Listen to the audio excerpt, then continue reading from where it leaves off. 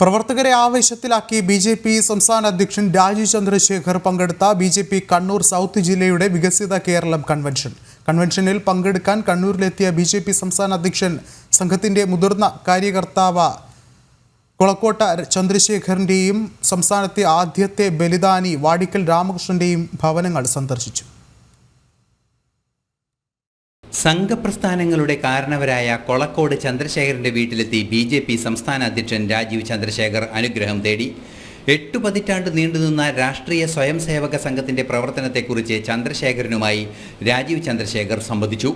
തുടർന്ന് സംസ്ഥാനത്തെ ആദ്യ രാഷ്ട്രീയ കൊലപാതകത്തിലെ ഇര ധീരബലിദാനി വാടിക്കൽ രാമകൃഷ്ണന്റെ വീടും ബി.ജെ.പി. സംസ്ഥാന അധ്യക്ഷൻ സന്ദർശിച്ചു. 1969 ഏപ്രിൽ 28-നാണ് വാടിക്കൽ രാമകൃഷ്ണനെ CPM സംഘം കൊലപ്പെടുത്തിയത്. പിണറായി വിജയനടക്കം കൊലക്കേസിൽ പ്രതിയായിരുന്നു. ശേഷം തലശ്ശേരിയിൽ സ്വീകരണവും വികസിത കേരളം കൺവെൻഷനും നടന്നു. വരുന്ന തദ്ദേശ തെരഞ്ഞെടുപ്പ് നാടിന്റെ പ്രതിച്ഛായ മാറ്റാൻ പോകുന്ന തെരഞ്ഞെടുപ്പാകുമെന്ന് കൺവെൻഷൻ ഉദ്ഘാടനം ചെയ്ത ബി.ജെ.പി. സംസ്ഥാന അധ്യക്ഷൻ പറഞ്ഞു.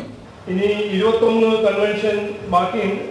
ഇതുവരെ നടന്ന എല്ലാ കൺവെൻഷനിലും എല്ലാ പ്രവർത്തകരും ജില്ലാ ഭാരവാഹിയും ജില്ലാ നേതാവും എല്ലാവരും ഒരു നല്ലൊരു റെസ്പോൺസാണ്. ഈ വികസിത കേരളം എന്നൊരു കാഴ്ചപ്പാട് മനസ്സിലാക്കുമ്പോൾ ഇവിടെ ഒരു മാറ്റം കൊണ്ടുവരാനുള്ള ഒരു ദൗത്യം അതിനെക്കുറിച്ച് സംസാരിക്കുമ്പോൾ ചടങ്ങിൽ ബി.ജെ.പി. ദേശീയ നിർവാഹക സമിതി അംഗം P.K. കൃഷ്ണദാസ് മുഖ്യപ്രഭാഷണം നടത്തി. ജനം, കണ്ണൂർ.